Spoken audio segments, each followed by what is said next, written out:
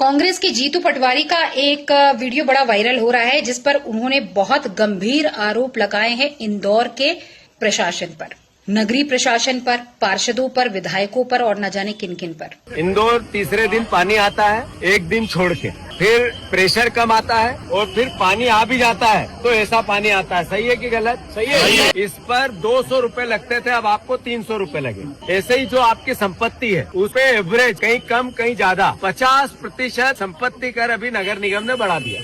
30% commission यहाँ zone के अगर इंजीनियर और सब इंजीनियर से उसके बच्चे के सर पे हाथ रखा के पूछो तो वो बताएगा कि मुझे 8 से 10% कमीशन पार्षद को देना पड़ता है, बीजेपी के पार्षद। फिर बताएगा कि महापौर का कमीशन है, MIC का कमीशन, फिर अधिकारियों का कमीशन। तो अगर 100 रुपए का काम होना है तो 30% कमीशन बढ़ता है, 18% GST लगती है और फिर जो ठेकेदार काम करता है वो ठेकेदार भी 5-10% कमी अपना फायदा तो रखेगा। तो ठेकेदार का अगर 10% भी प्रॉफिट जोड़ ले तो टोटल 60% पैसा आप 100 रुपए पे 60 रुपए कमीशन में और फायदे में और इसमें चला जाता है GST में, और आपके यहाँ 40 रुपए का काम होता है।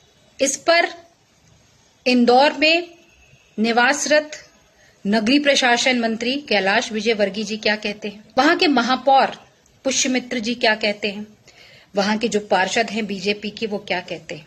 क्या आपने देखा है कि जीतू पटवारी जी आपके ऊपर क्या ब्लेम कर रहे हैं? लेकिन जीतू पटवारी जी बात करते करते एक चीज गलत बोल गए। वो एक बॉटल लेते हैं और कहते हैं कि भैया ये पानी देख रहे हैं, जैसे ये तो बड़ा निर्मल है, और इस निर्मल जो बॉटल है इसमें नर्मदा जल भरा हुआ है।